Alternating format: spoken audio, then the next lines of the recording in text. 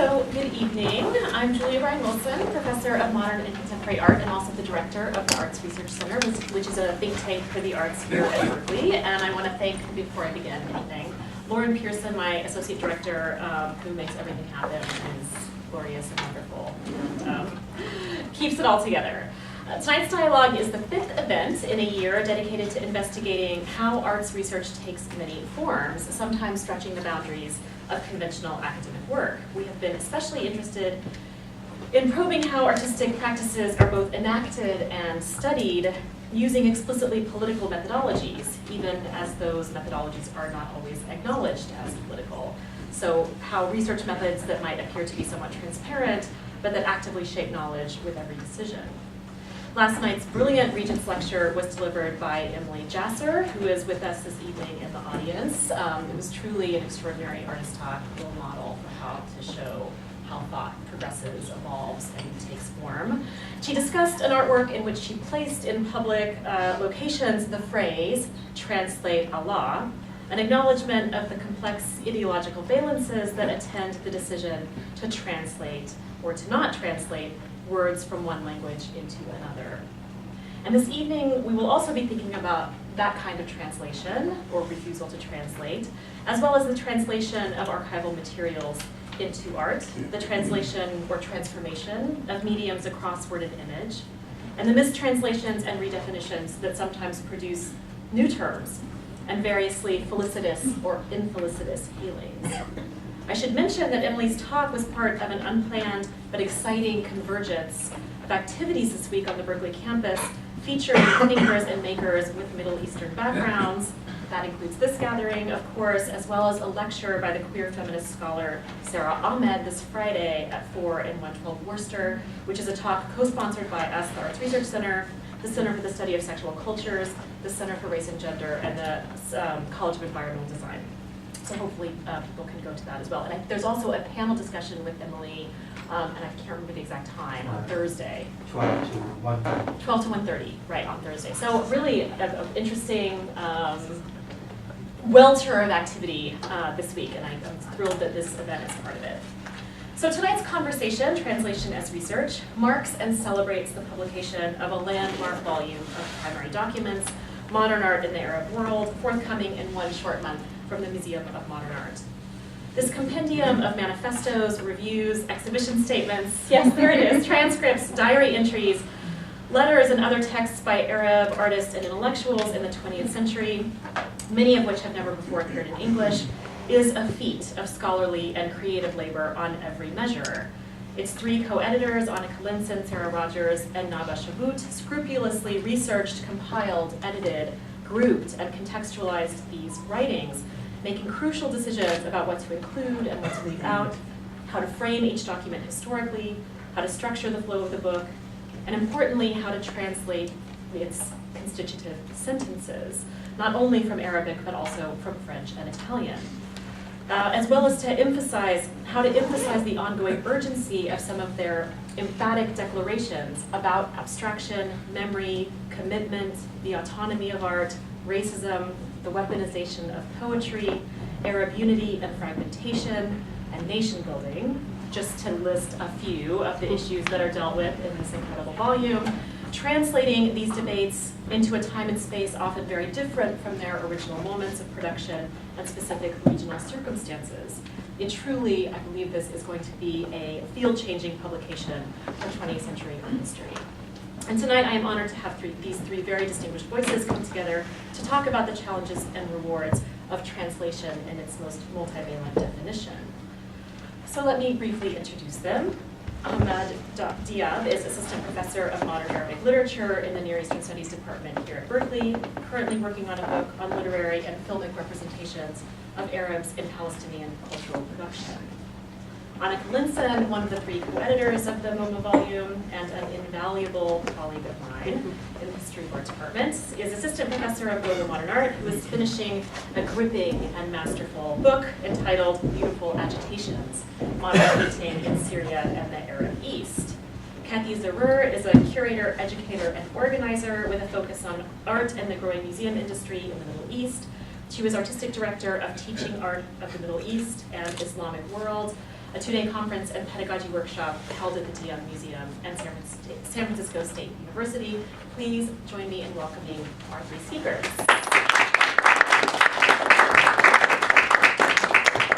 Thank you so much, Julia, for this invitation, and thank you, Ahmad and Kathy, for joining me. Our plan for tonight is to be vibrant, yet relatively informal. We're going to open the evening with a reading in Arabic and in English of one text from this forthcoming volume, while also passing the volume around so that everybody can have access to some of the, see what other texts are in it as well.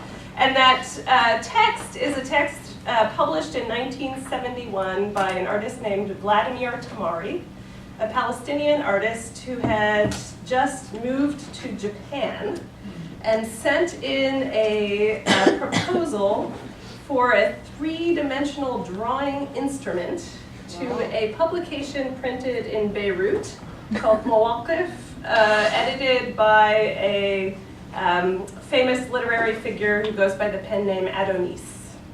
So this is a rather astonishing text, which we hope to engage from a variety of ways. After reading it in its original and in its translation, we thought we would then speak with one another about some of the avenues that particular act of translation opens up, some of the translational moves that the artist himself might seem to be making, our own stakes in these projects of translation, and then hopefully have plenty of time for broad group discussion also if there are questions.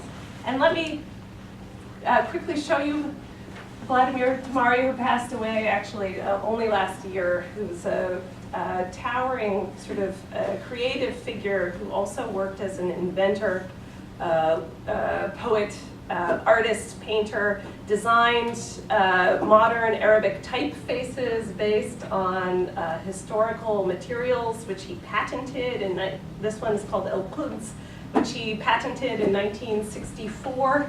Our same figure did the typographic work for the journal Mawaqif on the left, and had a hand in designing the PFLP logo, one of the most stunning works of graphic design ever in the Arab world, if you ask me, and has a beautiful narrative of how those ideas came about in collaboration, and went on to experiment with ways of producing a painting that involved always a sort of synesthetic or technological quality, even to the point of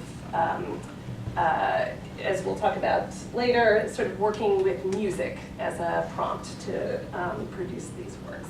Mm-hmm. So, you ready? بالعربي. بالعربي. I'll start with the Arabic text. It should be about 10 minutes each. Yeah. الرسم بالأبعاد الثلاثة. فلاديمير تماري. أطلب إلى المجمع اللغوي ابتكار كلمة جديدة. الآلة بلا اسم. يفضل أن تكون الكلمة الجديدة على وزن مفعلة، والأفضل أن يكون للكلمة الجديدة رائحة الجبال بين أريحا والقدس وقت شروق الشمس، أو على الأقل رائحة حجر يابس في حقل البندورة في البير رام الله شمال القدس، حيث تم اختراع الآلة في منتصف ليلة ما بين عامي 1963 و 64. شكل الآلة هكذا: حجمها حوالي حجم البطيخة المفعوصة، أو ربما حوالي الحجم الذي يأخذه رشاش من النوع الذي يمكن طيه. مصنوعة من الخشب الرخيص وقطع الزجاج والمرايا والعدسات وطابات ملساء من الصلب تستعمل في آلات القمار. يستطيع الزائر إلى طوكيو إن أراد أن يجدها بين الشارع وأرصفة محطات القطار. ماذا تفعل هذه الآلة؟ لكل آلة منفعة، فالمكنسة مثلا تنظف الأرض إن أراد صاحبها. وهناك أيضا مطحنة البن. تصوروا أن البن المطحون عندما يغلى مع الماء والسكر وحب الهال يعطي فنجان قهوة يهز في عقل شاربه ذبذبات يمكن أن تحدث الثورات أو أروع القصائد. طبعا يتوقف ذلك على من يشرب الفنجان.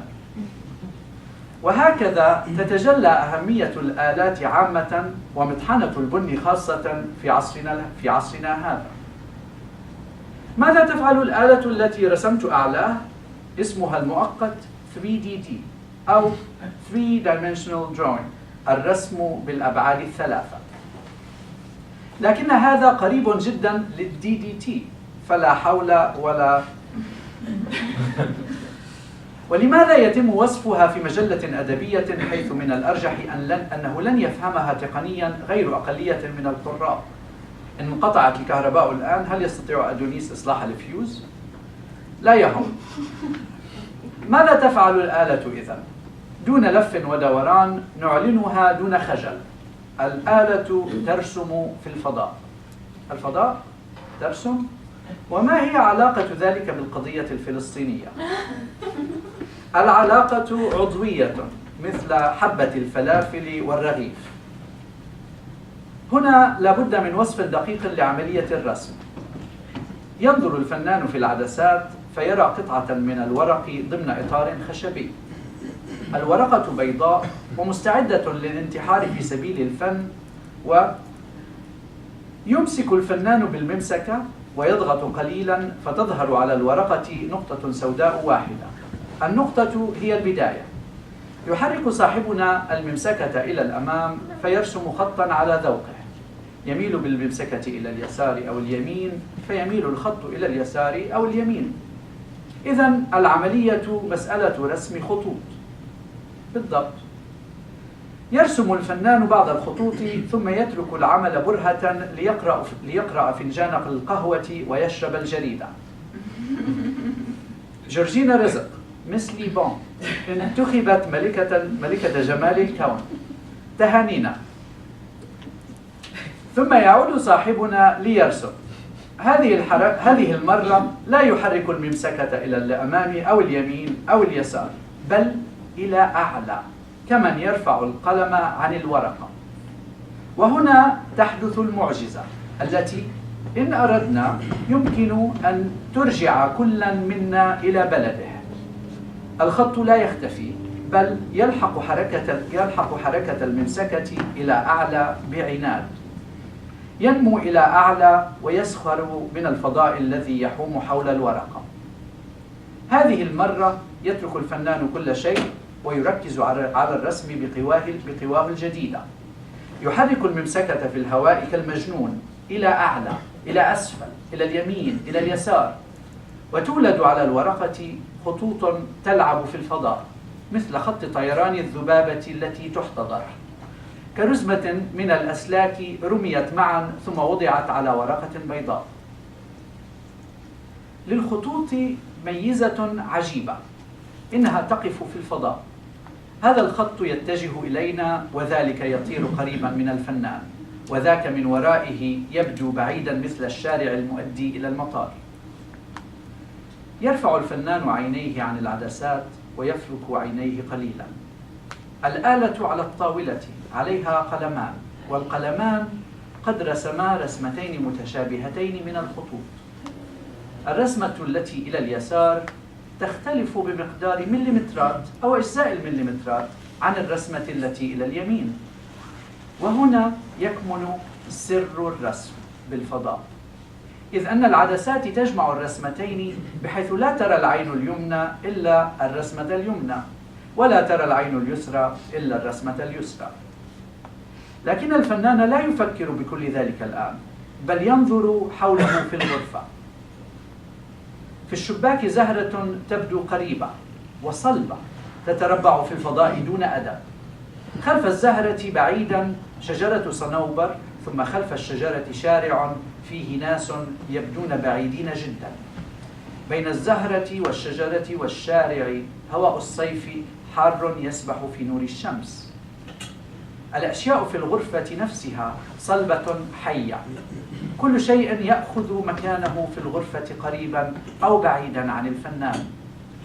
هذا كله يولد شيئا من وجع الرأس، فيشعل الفنان سيجارة وينظر إلى الدخان يتلولب في الفضاء بينه وبين الزهرة على الشباك.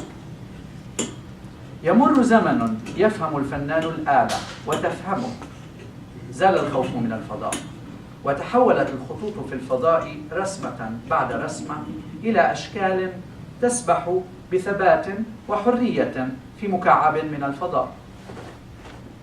ويلاحظ بمرارة أن الرسوم المزدوجة المبسطة التي ترسمها الآلة لا تندمج لتظهر مزاياها الفضائية إلا بواسطة العدسات، لكن النظر في العدسات يجبره على أن يجلس في عزلة عن المقاهي والأصدقاء ويركز على الرسم، ثم يرسم.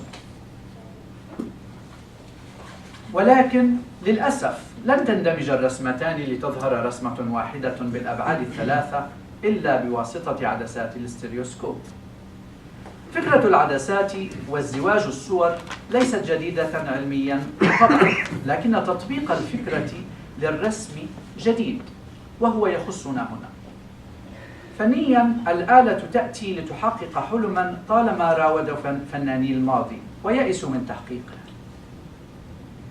من المستحيل أن تظهر الأشكال في اللوحة بالبرونز نفسه ريليف التي تظهر به في المرآة. ليوناردو دافنشي، الفصل 24 من كتابه تراتاتو ديلا بيتورا سنة 1584. ثم في محاضرتنا الأخيرة لاحظنا بأسف أنه ليس لدينا خط في الأبعاد الثلاثة 3-dimensional script. بول كلي في محاضرة ألقاها في مدرسة الباوهاوس في فيمر سنة 1921. ثم فجأة تطرأ لي فكرة. الآن أعطي أمرا إلى عالم الهندسة المعمارية لتصميم عمارات بالأبعاد الأربعة ورسوم بالأبعاد الثلاثة. من سيفعل هذا؟ نوبورو كاوازوي في مجلة Architectural Design أكتوبر سنة 1964. وأخيرا مقطع من رواية يابانية العالم ذو القرن الثلاث لسوسيكي.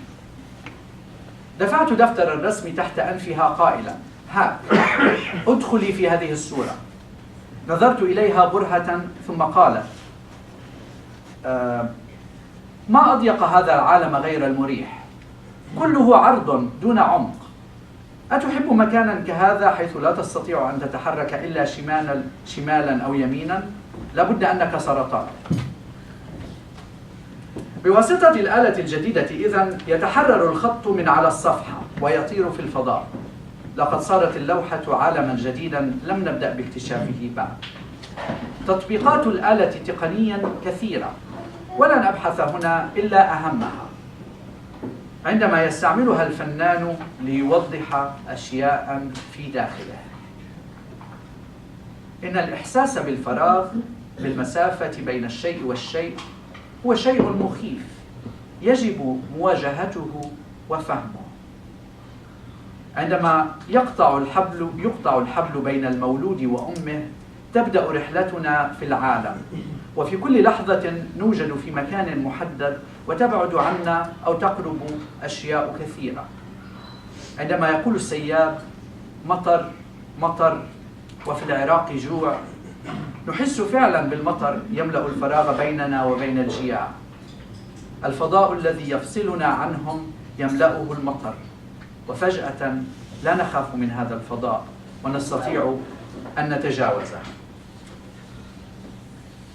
مشكلة المسافة وعلاقات الأشياء بعضها ببعض أصبحت بالنسبة إلي نوعا من الدراسة اللاواعية، تغذي في عطشا أساسيا لتحديد العلاقات قريبة أو بعيدة. فما رأيكم مثلا بتلك المسافة الرهيبة التي يصفها كمال بولاطة بين الفتاة التي أحرقها النابالم في التلفزيون والمتفرج الجالس أمام الجهاز يشرب قنينة الكوكاكولا؟ وماذا عن المسافة بين الطفل الجائع وصحن الملوخية في شباك المطعم؟ فضاء رهيب قاس يفصل الاثنين. ولا أريد أن أتكلم على المسافة التي بين مدينة عمان ونهر الأردن، ولا تلك التي بين كل منا ومكان مولده أو مكان وفاته، بيننا وبين من نحب. المسيح وجميع الفدائيين الآخرين أعطوا حياتهم للتقليل من تلك المسافات. هنا يجب أن نتوقف. الآلة للرسم وليس للكلام. فصبرا أيها الإخوان ريثما يتم تصنيعها، ثم لنبني من جديد العالم الذي تركناه منسيا في عدسات صندوق العجائب، صندوق الدنيا، في مدن وقرى طفولتنا المحروقة. فلاديمير تماري، كيوتو، اليابان، 30 تموز 1971.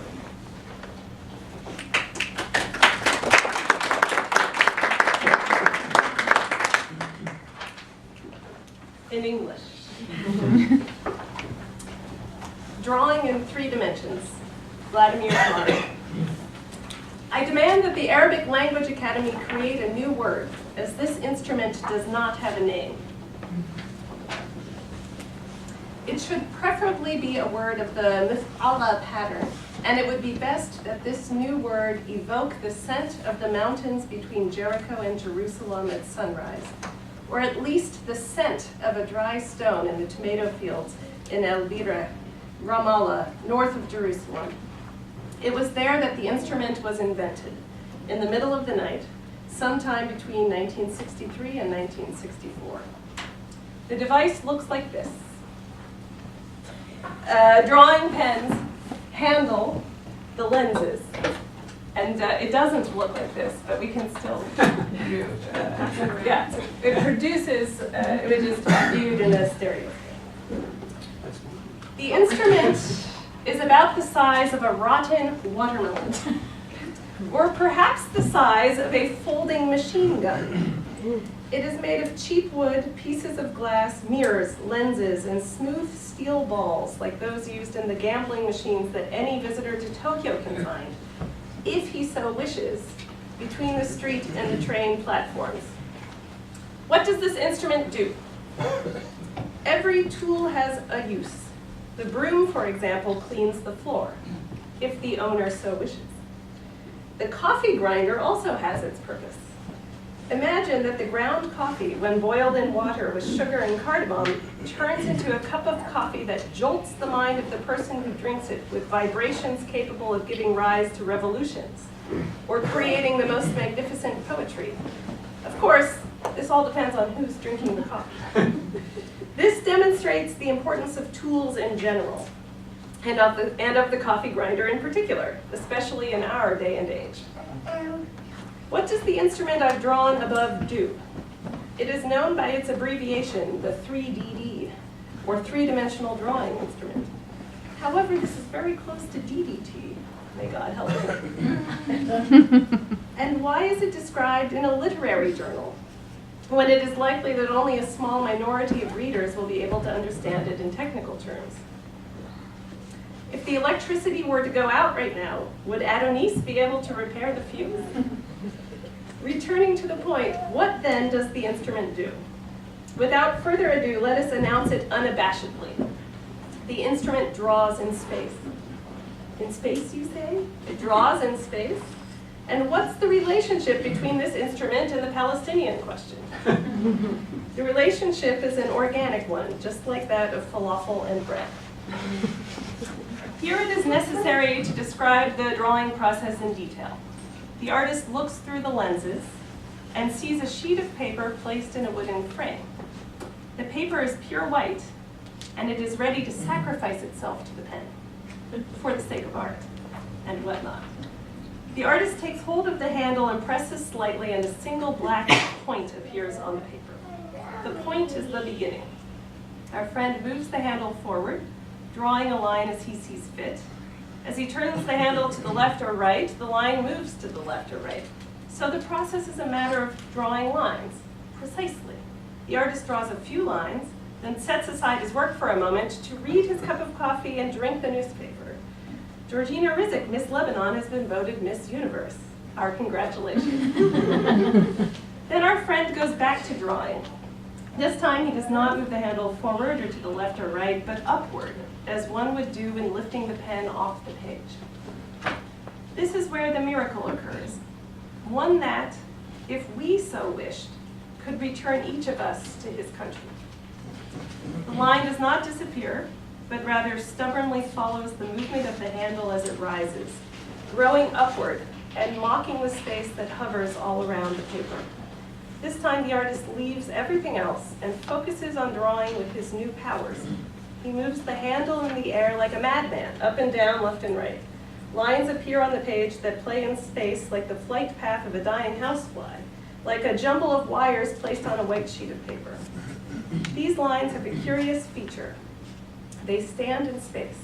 One line heads toward us, while another soars near the artist, and yet another beyond it seems to be moving off into the distance, like the road that leads to the airport.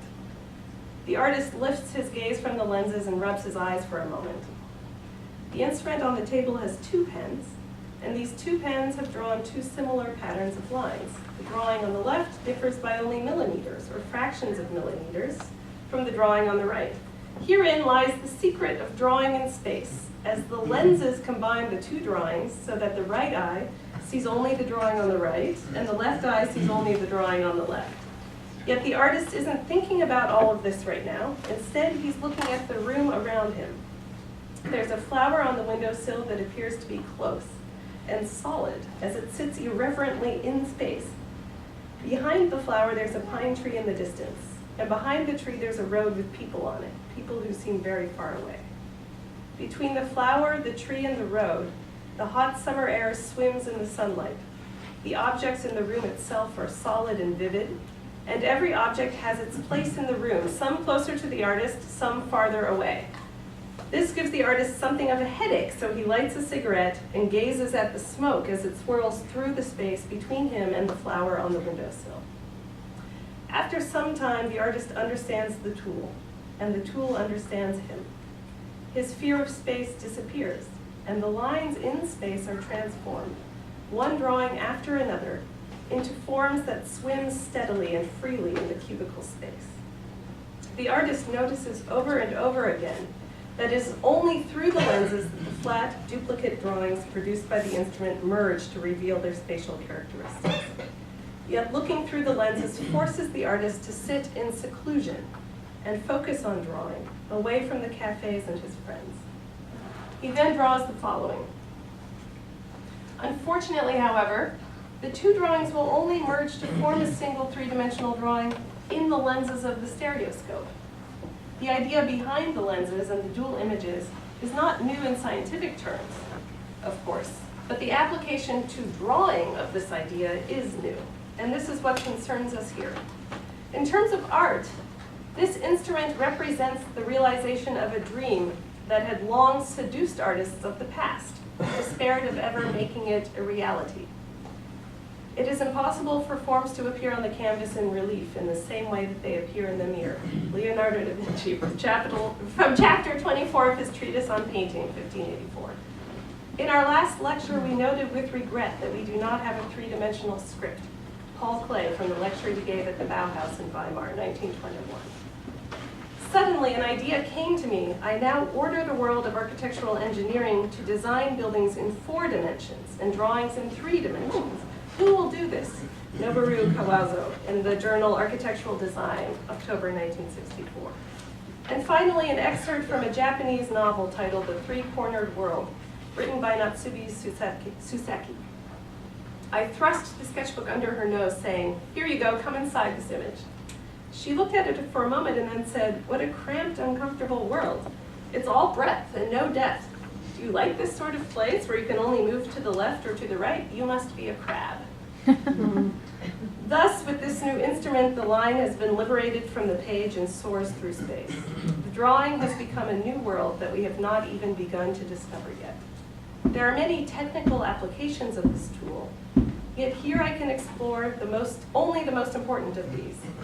It is by an artist to express what is inside of him. The feeling of emptiness, of the distance between one thing and another is terrifying and must be confronted and understood. Our journey in the world begins when the umbilical cord that connects us as infants to our mothers is cut. We always exist in a particular place, and many things approach or move away from us in every moment. When the poet El-Sayed says, "Rain, rain," and in Iraq there is hunger, we truly feel the rain filling the void between us and those who are hungry. When the space that separates us from them is filled by the rain, we suddenly stop fearing that space and are able to go beyond it. For me, the problem of distance and of the relationships between different things has become a kind of unconscious study that is nourished by a basic thirst to define relationships, whether close or distant. For instance, what do you make of the tremendous distance described by Kamal Bulata between a young woman who has been burned by napalm and the viewer sitting in front of the television screen drinking a bottle of Coca-Cola? What about the distance between a hungry child and the bowl of mulukhia in the window of a restaurant? An immense and cruel space separates the two in this case as well.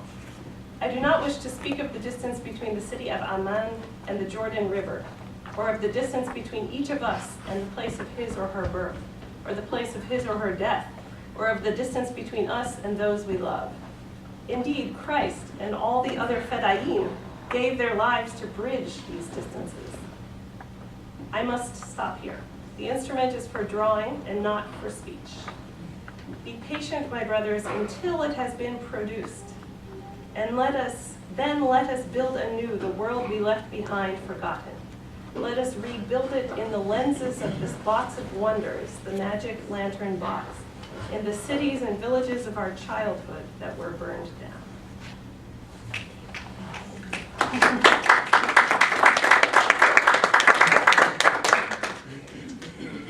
Thank you so much, everybody. So I'd like to present you with a question on there. So as you were working on this text and working with the translators and even choosing to write about this or to include this text in the volume, what did you feel was at stake in the 3DD that Vladimir was presenting?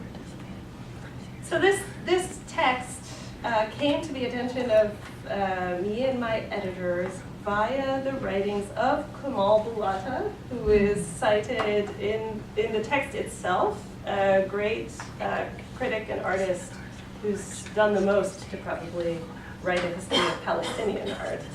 And it appeared in a footnote in one of Kamal Bulata's own writings in English, written to present to Arab American students in the 1980s as an alternative mode of Palestinian production that was meant to establish an antinomy to Ismail Shamut's socialist realist aesthetics. So, of course, when I saw the footnote, I went and found the piece. And I hope people were responding, it seemed pretty robustly, to this kind of incredible invitation to imagine.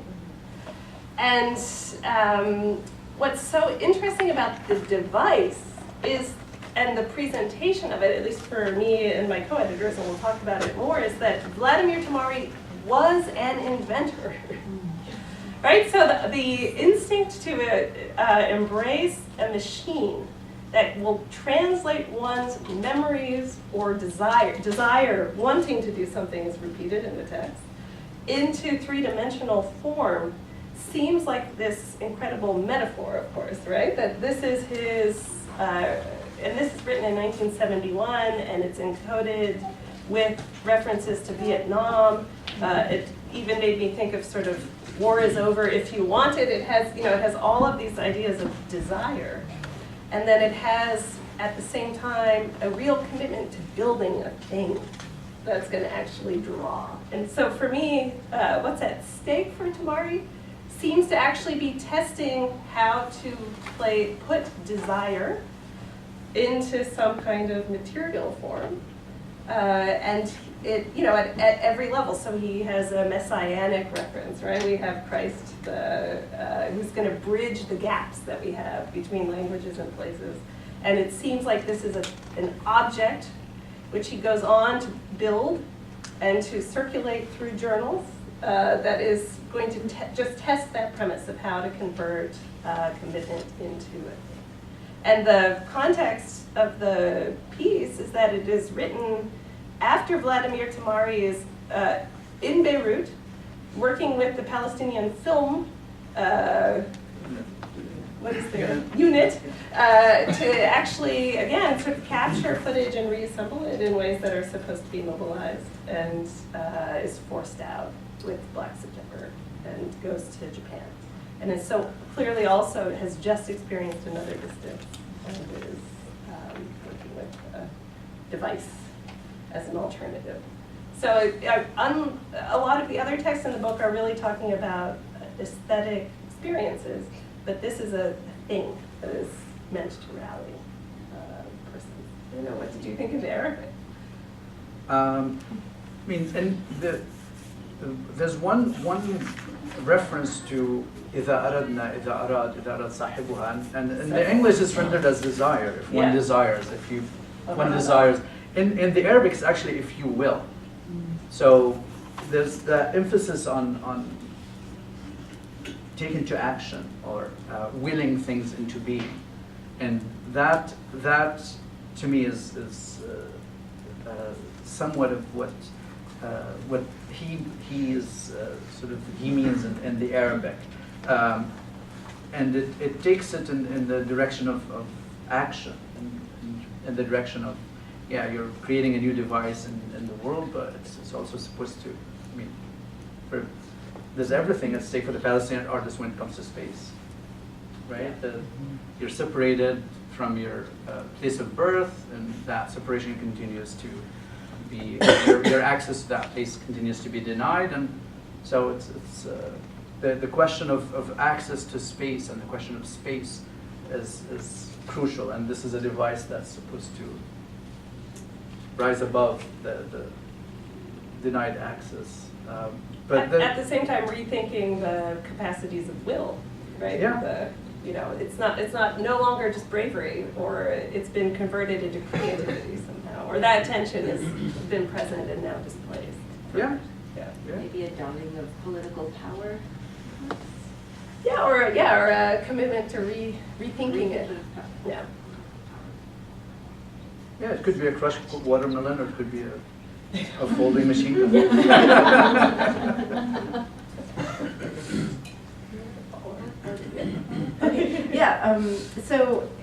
So you and Sarah and Neda decided to include the essay in a section of the volume entitled "Transforming the Arts of the Revolution." So I'd love for you to talk a little bit about that. How this fits into transforming the arts of the revolution. So this effort to produce an anthology, which maybe we'll talk about also in the Q&A, attempts to cover space and time. And there's one very kind of clear temporal moment of 67, 68, 69 that is marked by texts produced across the sort of expanse of what we were calling the Arab world. And this is the defeat in the war with Israel of June 5, 1967. And the book then tries to pick up texts that were produced by artists that saw themselves as on the front lines, and the creative front lines. So again, Tamari is on the creative front lines. Kamal Bulata is on the creative front lines, and the other text that goes in there is a Tahar Ben Jaloun text. And each one is articulating what it means to return to a place of a kind of creative front line, and to return to practice, seemingly. But also, Kamal Bulata is alive, and we actually wanted to translate a different text by him that he had published anonymously in 1969 in an English language newspaper that Fatah was circulating. And we knew it was him from its argument. And then we conveniently pretended we didn't know, so that we, because we didn't think he'd want us to publish it, but because it was anonymous and meant to circulate widely and be revolutionary. And what was interesting in it was that it cited Frantz Fanon and just really gave sort of stages of what Palestinian art should do. And we finally realized we needed to ask him. And he predictably said he didn't want us to, that it was not finished, it was too raw, and that we should not publish it. And then we negotiated with him for what else we could put in. And he suggested a different text about Palestinian revolution. He has so many. Yes, well, there's many, but our commitment was to choose texts that were not looking back upon it, but were written from within it. Which was the other sort of desire. Right? And that was harder to find, at least for us. I'm sure there are others. And Mawaqif was very committed to speaking about practice as a problem that people were wrestling with.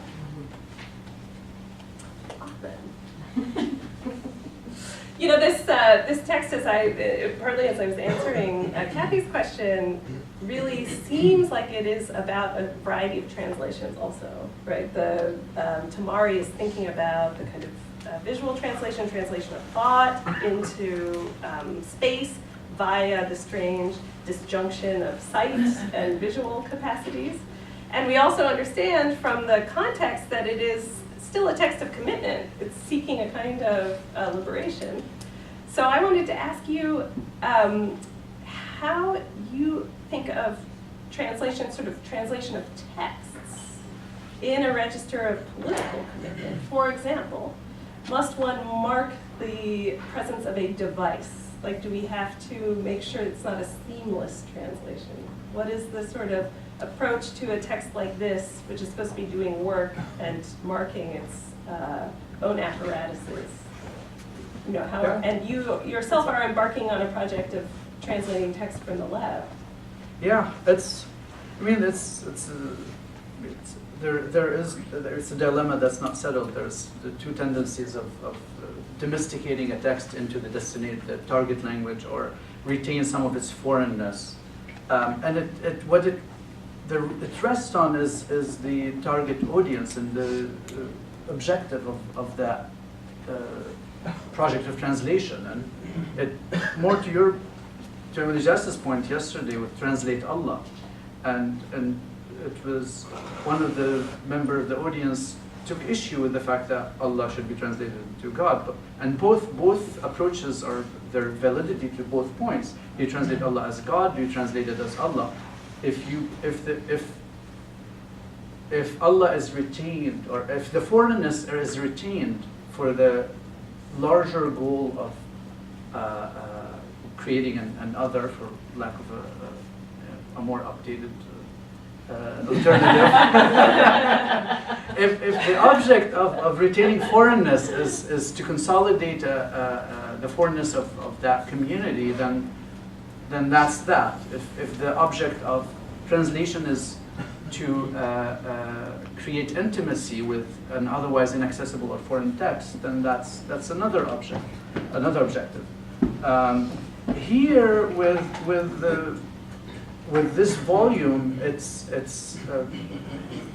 a variety of tones, there's a variety of authors, there's a variety of, and it's beautiful that there's not one single translator, because yes, I should have said this was Sarah Dorman who did the translation. Yeah. Yeah. So there's a number of people who work on this, and it's my hunch is that this will be a good experience in terms of for the reader. They will be jumping from one text to the other without thinking that this is the same voice and the same diction and the same choice of words reappearing all over the different texts from different decades and years. So it's no, but how would you approach something like humor, for example, in a translation of this kind? We were talking earlier. Yeah, it's I was delighted people laughed at squashed watermelon. Yeah, I mean, this piece appears in an informal journal section of the literary journal. It's like notepad section at the end. It's the last article in the journal. So it's of Mawaqif, where it first appears. So it has that familiar, sort of intimate, kind of casual quality to it by virtue of being the notepad section of the journal. So I would try to retain some of the humor, and I would. And I'm not sure. I mean, some of it people left in English too. So it's, some of it is retained. I'm not sure if this answers your question, but it's. Yeah, I was curious about the specific sense of possibly needing to uphold the political edge of a text like this, and how one just, again, I know that you're embarking on sort of attempts to translate specifically writing from the left, and whether it ought to have a quality in English, and how to approximate or carry over and shift that quality. Yeah.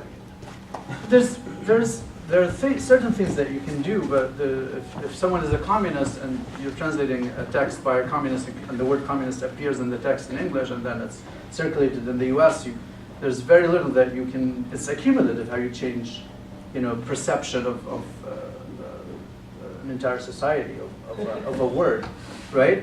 But it's a question of reception. At large, and it's very incremental, and if you're going to change that, it's a very incremental kind of work. The texts I deal with go back to the 20s and 30s, and so it's. But that's a separate.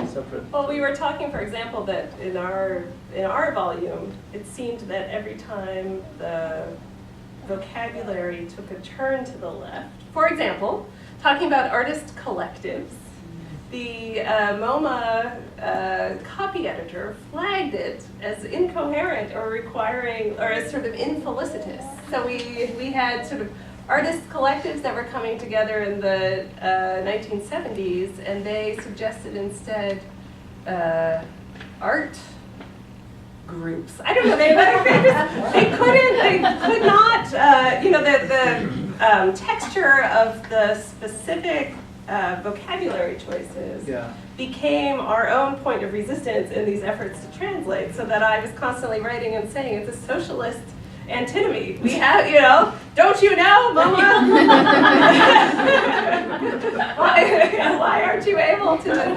But in order to establish that, I sort of often went to 1960s translations of red literature, which would be the equivalent in the English register, and tried to figure out their somewhat infelicitous translations in order to place them into our text, in order to mark the ideological quality of the text. It's like these complicated operations of trying to present that experience to the viewer that just shows the intractability and the necessary interpretive intervention, obviously, in these texts. I mean, we would always joke that we should put ourselves as the co-authors, right? Just because one has to determine, looking at personal correspondence to figure out what this person believed in, and then trying to find the political points that they were probably speaking through. To that point, I wanted to ask Kathy, who is a curator and has worked quite a lot thinking through some of the themes that the Tamari text actually brought up. I mean, it is so central to an idea of Palestinian art to think through landscape. And this gathering is trying to think about translation as research. And I was curious if you'd be willing to talk to us a little about maybe the resonances of some of Tamari's engagements with landscape, how that might seem to resonate with other work being done. Yeah.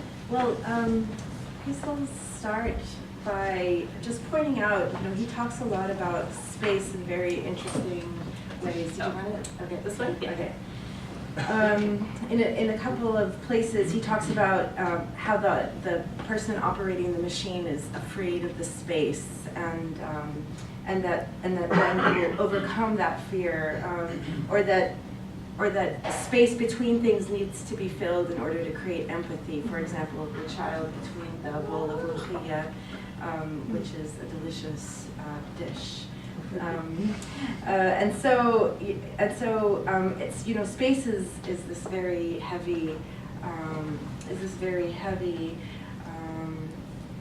thing that needs to be overcome. And so I was thinking a lot about Yazan Khalili's work, which we're looking at. One example, one part of from a series called Landscape of Darkness, and it's from 2011. And he prefaces this series with a story about how it came about. That during the 2002 Israeli incursion into the West Bank, there was a curfew, and he and his friend were stuck in this in the town of Birzeit. And so at 3 o'clock in the morning, they were really bored and decided to just go for a walk. And so they walked up this hill, and all of a sudden, they could see in the distance the Mediterranean city of, the coastal Mediterranean city of Jaffa, which is in the West Bank, inaccessible because of the checkpoints and the wall, and so it seemed close to them, and so they started off towards it. And they started off towards it thinking that it would only take a few hours, and he wrote something so beautiful, and I just want to quote him. He said, the more the skies lit up, the more the city slowly moved away from us, until finally it completely vanished into the light. At that instant, darkness declared itself a landscape. Darkness in that one glimpse brought this fragmented land together, smoothed it, and served as a platform where exiled space could be reclaimed and a narrative of a continuous space constructed. So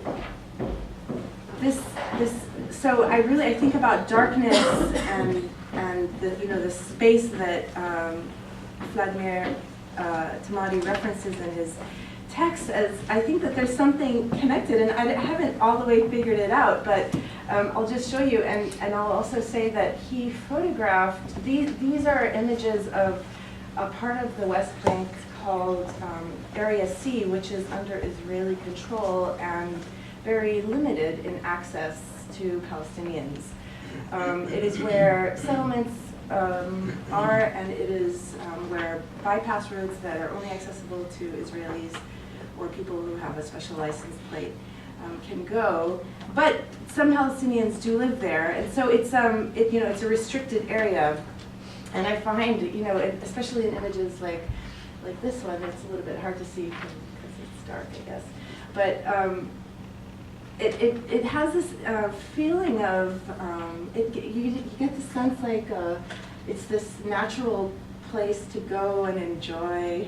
It's a park. It's the state land. I guess we think of state land here and it's accessible to everybody, but in this case, it's very militarized, like this. These are bypass roads that cannot be accessed, and then also the extent to which a space is lit. This is one of the villages, the Palestinian villages in that space. So the extent to which something is lit really says a lot. There's information there. And so he also describes, another thing that he says is that darkness as a way of seeing. And I found that also in the text, in the Tamari text. I felt like there was this desire, Vladimir wanted us to think about how we see things and maybe retrain the way that we see things in another way. And I find recurring, that's one of the threads that I'm seeing in this text, and 50, 60, 70 years later, still one that we're contending with. But also so interesting and compelling that it's a similar language that's being used to deal with the Palestinian question. Stripping it down to cite itself as the inaugural moment, or the point that Tamari's device captures, the kind of creation, the question of creation. Well, and that actually reminds me of this sort of binary system, black on to white, and the other element that we were talking about earlier when we met to speak about the ways that this text sort of brought up new collections of work was the question of technology. So in 1971, we have a turn to the technological as a salvational space of creation, and that made you think of Samia Halabi. Samia Halabi, who's Samia Halabi, who was born I think about 6 years before Vladimir, so she's a little bit older than he is. But in the 1980s, she's a very interesting, or compelling and interesting and provocative artist with. Anyway, so she said she was interested in exploring the technology of the time. She felt like as an artist, it was her responsibility to really investigate the possibilities of technology. So she started with an Apple II computer and started using the logo program to create paintings. And then she switched to, a year later in '85, to the Amiga. And she got a little bit frustrated, or felt that the built-in programs weren't quite working for her, so she started programming her own. Programs, and in order to exploit the medium, is what she said. So these are a couple of images that she produced in that way. But later, she found a way for also it to create sound. So she was interested in creating a situation in which, while she was making images, she was also making sound. And then she started this group. It's called the Kinetic Painting Group, where she joined together with musicians who were using analog instruments, like actual percussion and things. And they jammed. So they would play I think it was primarily percussion, while she played. So she created this program that she then converted into a keyboard. And the keyboard, she was able to create sound and manipulate sound, like tempo, for example. And so she would create these images with sound, and she was also interested in movement, not necessarily the kind of movement that you would see as in something moving past a camera lens, but the movement that is inherent in the growth and development of an image. So as she was creating these paintings, she was creating the paintings live, essentially, in collaboration with the musicians. And this isn't necessarily in the text that we just read, but Vladimir was also very interested in the concurrent activity of painting and listening to music, thinking about it as a process that the music would inform the painting. And so on the left is Mozart 1 and Debussy on the right. So, which also highlights just the commitment to sort of international sifting of all acts of creativity, right? So it's so fascinating that his text that he cites in his 71 invention are Leonardo da Vinci, Paul Klee, and a Japanese architect who did metabolist architecture of the 1960s. I mean, this is what a fantastic canon, right? And then of course we also have a kind of openness to every great abstracted insistence on a kind of experiential mode that Tamari carries through, that he recognizes Halaby as a kind of co-creator and inventor. He actually mentioned her when we were emailing with him as another person of his pioneer generation that was really invested in these particular questions. We'd planned to talk about Sandsburg, but we have till 7:30 only. All right, great. Well then, let us, the other thing that I was going to ask Kathy about, because we talked about this together, is the incredible thinking through the dynamic of verticality in Tamari's discussion of how to get off the page. So if we have a crab moving back and forth, and then we have a narration of the movement of sort of manipulating this device, and it's when one raises the hand that freedom is found and space can be created and translated into a setting.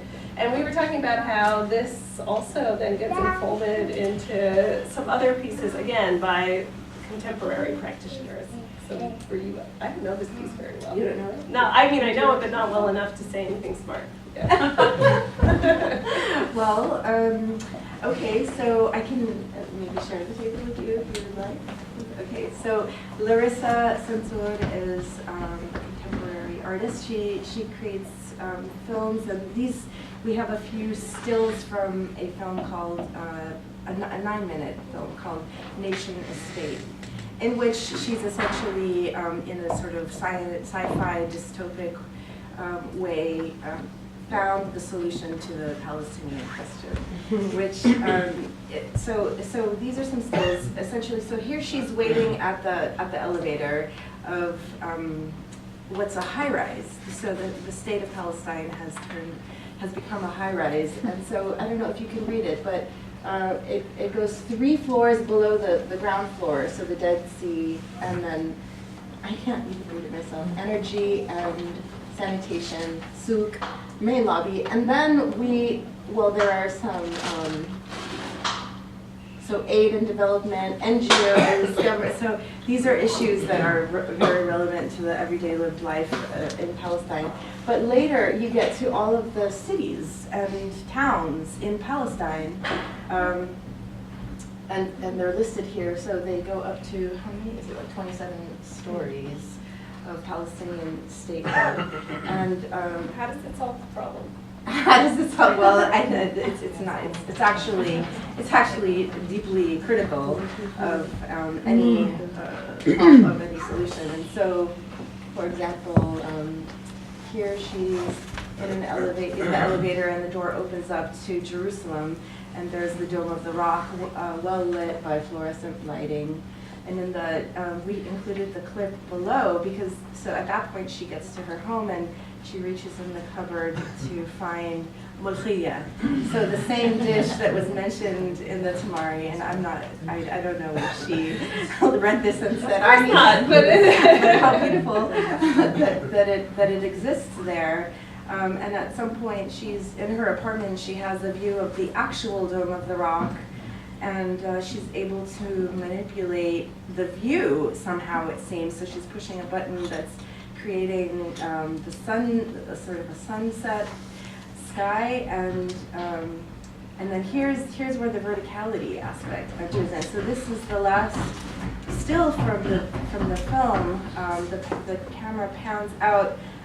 First, we see the wall, the existing apartheid wall that's surrounding the state of Palestine, and then pulls all the way out, and it's this gigantic building that is supposedly the nation state, but also a place where, someone has to produce that food, someone has to produce the technology that identifies you as someone who can live in this Palestinian state, right? So there's a critique of capitalism in here as well as the use of technology for policing people. So it's not a solution necessarily. I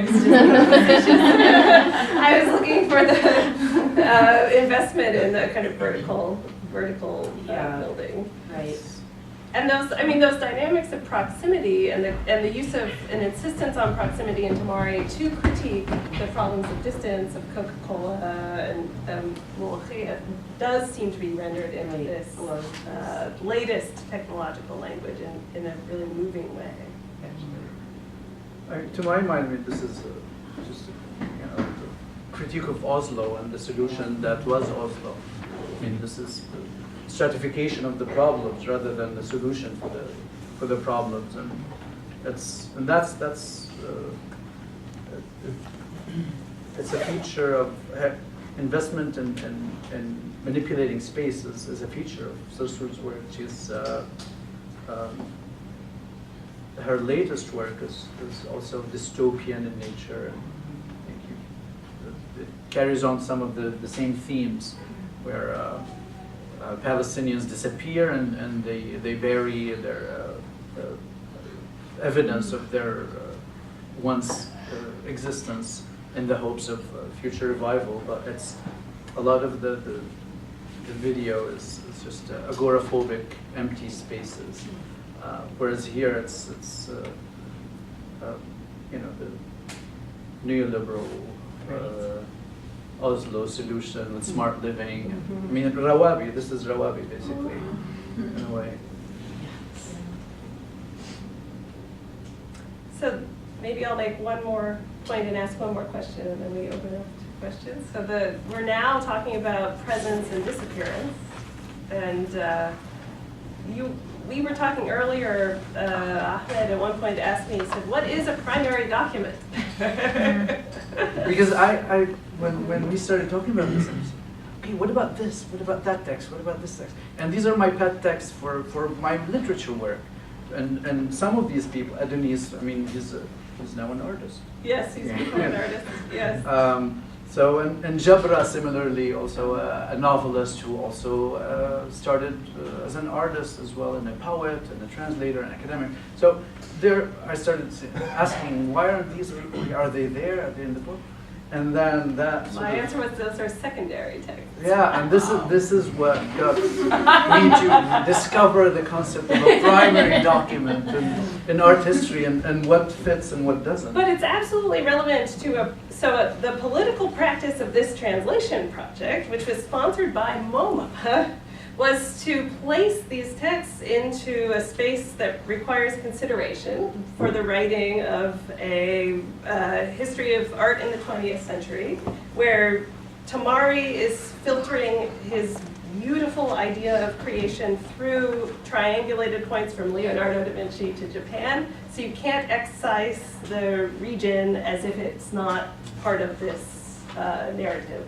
And further, in order to try to achieve that, we define primary documents as documents written at the time by practitioners articulating a problem that hadn't been solved. So we did not select any of the great texts that actually frame historiographically the field of art writing in the Arab world, because most of those were identifying important artists and saying why they were important.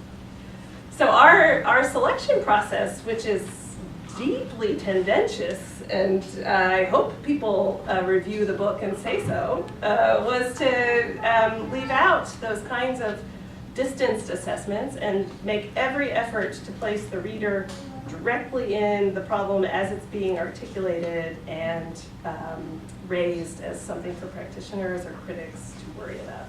And our translation decisions followed from that. For example, we forced ourselves not to ever put in parentheses the Arabic word. We committed to one translation and didn't keep toggling between languages, again, in an effort to give a directness of reading experience to the reader.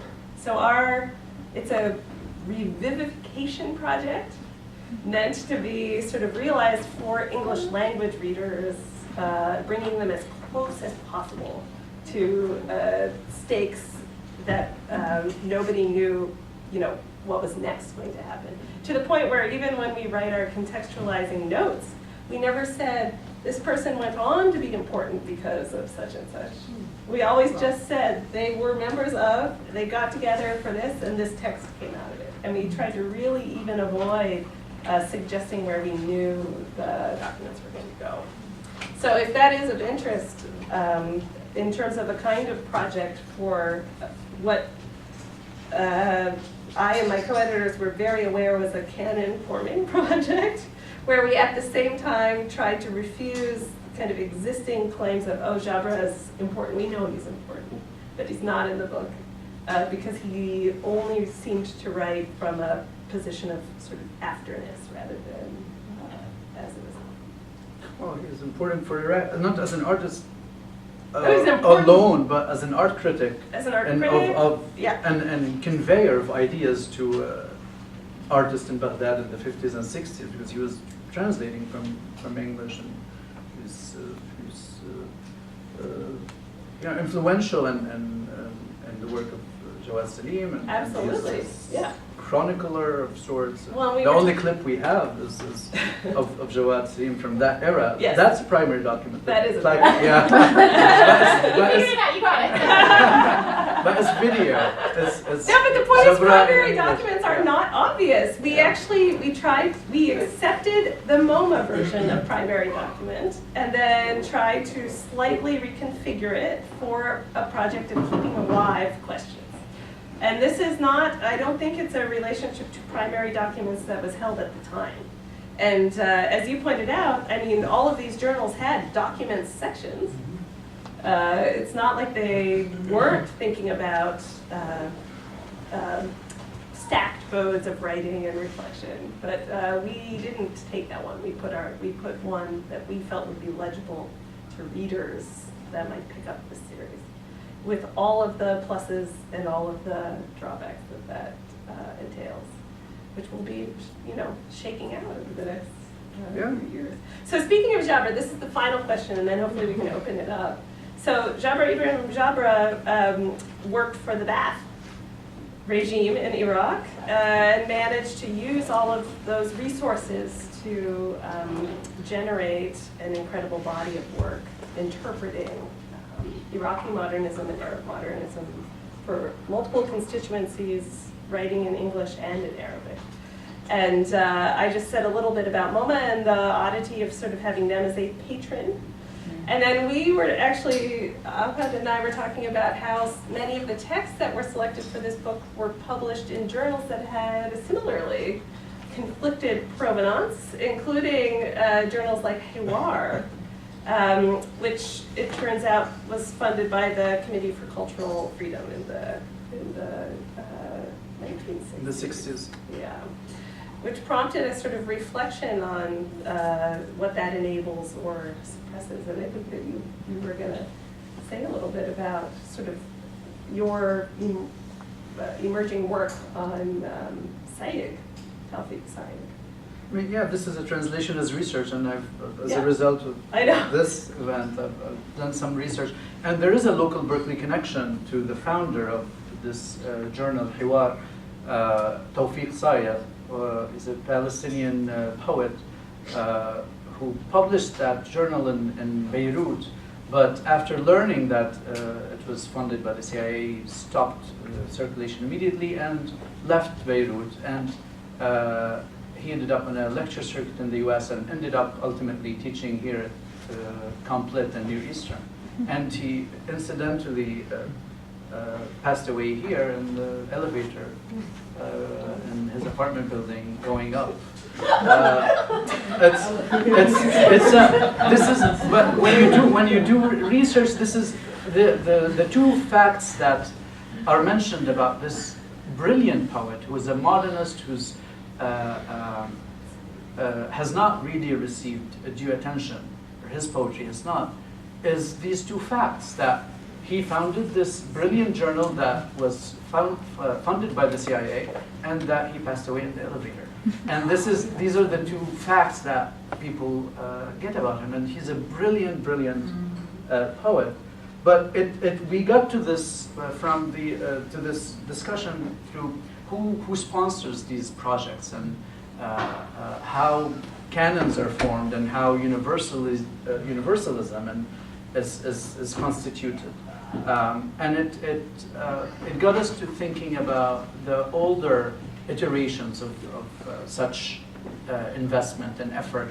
And in the 60s, there's a clamoring in terms of what journals to support and who's cutting edge and who has the new language.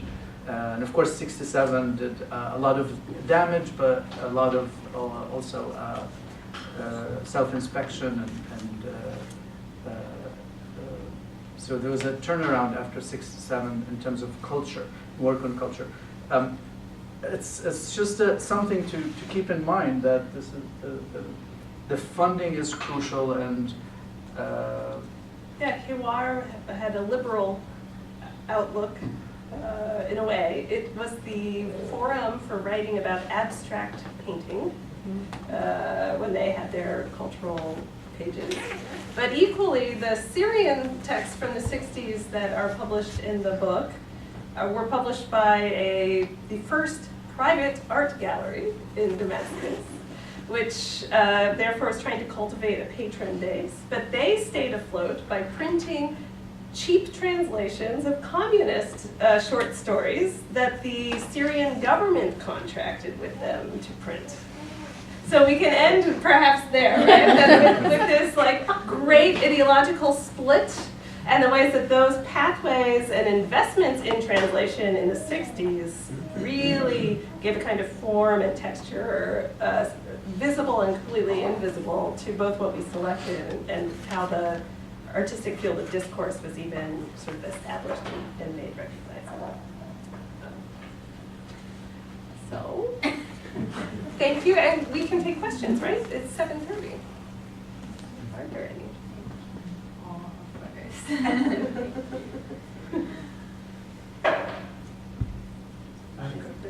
Yeah. Could I just ask for a little bit more info on a point that really struck me? It's natural to think of translation between two natural languages, English, Arabic, as having a high degree of arbitrariness.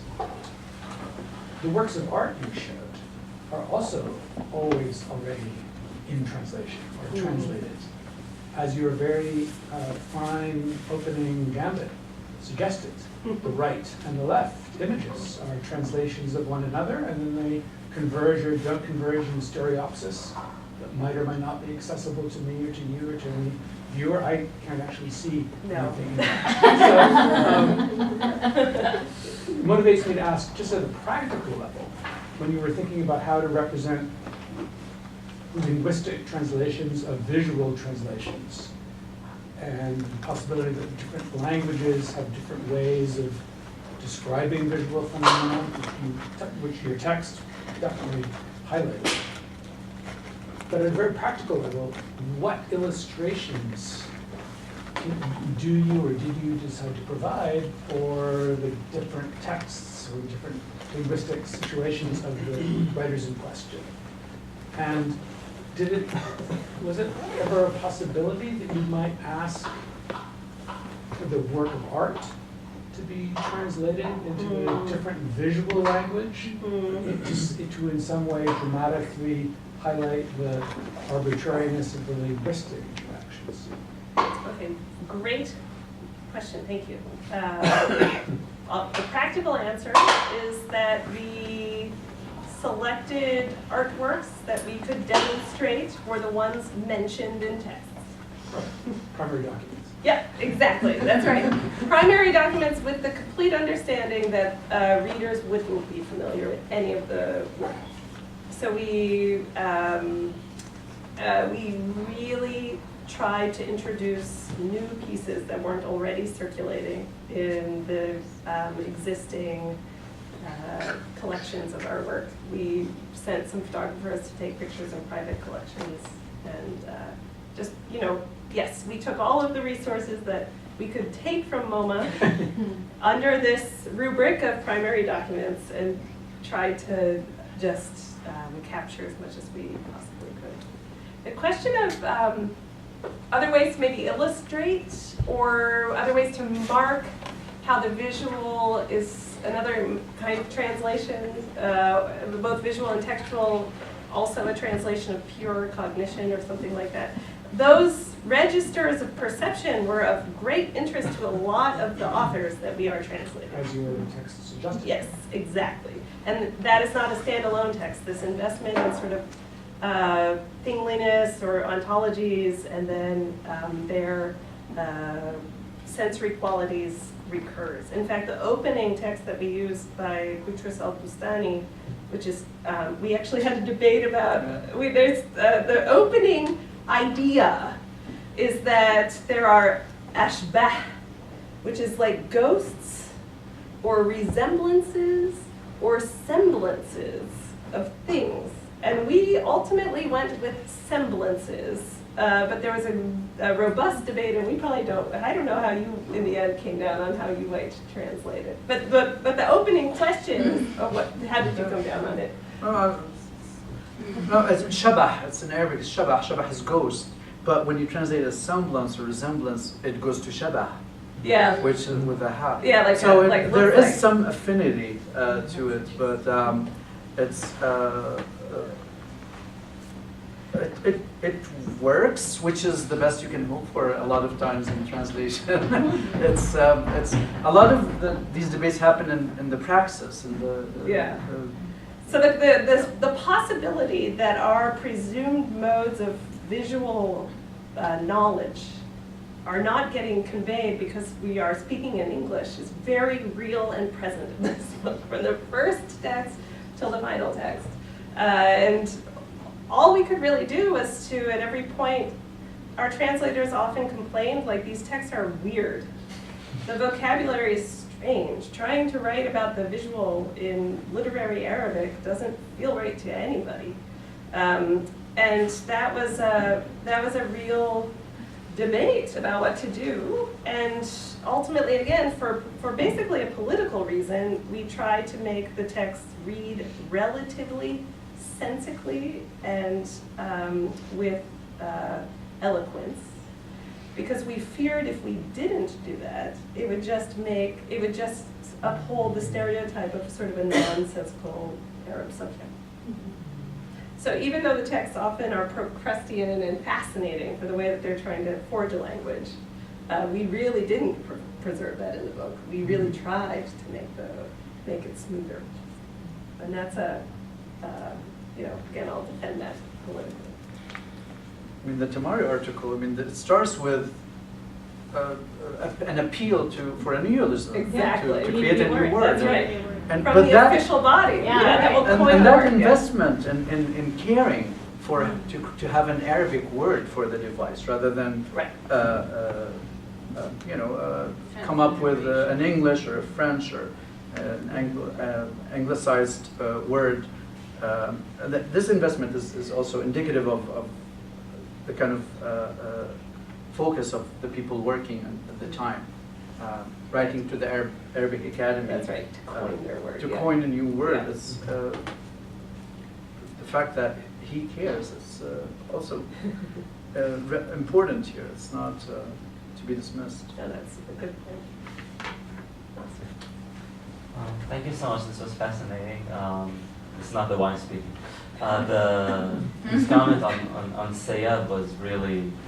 I remember that having that text, and in the crappy edition I had it would say matar matar, and then there's 3 asterisks, and then of Iraq and I never was able to make the connection between rain, and then there's hunger in Iraq. I never saw them as connected, so that was. So I think he has, as you mentioned, a very serious preoccupation with space and as distance. At the same time, I think he's also very much about in-betweenness, and that's very present in his perception of time. He says that it was written at the middle of the night, sometime between 64 and 65, which brings me to my question, because I think that's what translation is all about, right? You're always going to be in between. Exactly. You're never going to completely grasp neither side, which I think, for me is attractive. So my question is, you've talked a bit about the shortcomings of that, but what do you think your translations have added and or what can we get from reading those texts together, from Boutros Boustany until that could not be achieved by reading them in isolation? Or what would you hope could be achieved from reading this fascinating collection in conjunction? You're right. I don't know why I kept emphasizing the shortcomings. A lot can be. So just one point on the ... It's a visual connecting of space, right? Which is the amazing concrete aspect of that poetry also, which Sha'ar, which always featured Saeb, was very invested in. So we already have like this fascinating typographical relationship also to space, which I think a lot of the authors were writing about. What is contributed? Again, what is contributed is a requirement that in order to think about questions of form, and form as a problem to be solved in the 20th century, under conditions of sort of mechanical reproduction of language, so that reference points become a kind of world literary set of reference points, that we actually have to think about an artist in Sudan in 1960 who is receiving this sort of set of media environments and coining, requiring that we invent new language in order to capture it. So it's just an insistence that the sort of mass circulation of those ideas, which I think we all recognize as a condition of the 60s, started much earlier, that the kind of visual practices of artists in the Middle East were forged from that kind of worldly awareness, and that for all of our worldly awareness, we are also obligated and required to think through those reference points. To think, so I already said what I'm finding generative of sort of bringing together a Nahda figure and somebody in writing in Sharjah in the 1980s is actually the recurrence of themes of what it means to see, even more than what it means to create, what it means to see, actually by reading them against one another. That question was clearly not resolved. And it wasn't one that was going to be captured just in literary writing either. And that's amazing to have that. Thank you. And sorry, just to be clear, I meant to say 3 asterisks. It was like a complete separate one. Thank you. Well, it made me think of it because there's a piece from 1968 that was published by Hassan Suleiman, the Egyptian writer, and it was published with a title that was just 3 asterisks. And then it had typographically separations between sections that were also 3 asterisks. And we had an exceedingly long discussion of how to try to render that into the page. What did you do? So the editors kept trying to compress the asterisks so that they didn't look spaced out. Like one was a graphic element and one was the title. So we just insisted that they remain consistent so we couldn't tell the title from the spacer, the positive from the void. Seemed to be good.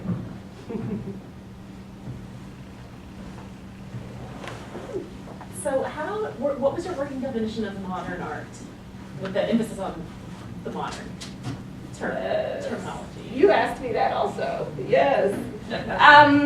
Our definition of modern art was, so modern art is recognized by the need for translation, actually. Truly. So and not just translation of format. So when art historians talk about it, it's usually an incursion of paint on canvas as a great challenge. And in a way, we replicated that. We selected texts from 1889 until 1986, all of which were forged in a comparative framework, where it was either taswir, so an idea of sort of depiction, that's the Boustany definition, or a sense of comparative conceptualism. That's actually how we ended the book. And then we felt that 89 was really the hard end for this. So it had both temporal and conceptual That's right. orders. Yeah. So, I mean, truly every text is written from a sense of thinking about others that are in a shared project. And that sense of a shared project seems to end for all of those reasons, political, temporal, economic, in sort of late 80s. We kind of petered out. We finally reached a point where we could include text from the Gulf. And then the bookends.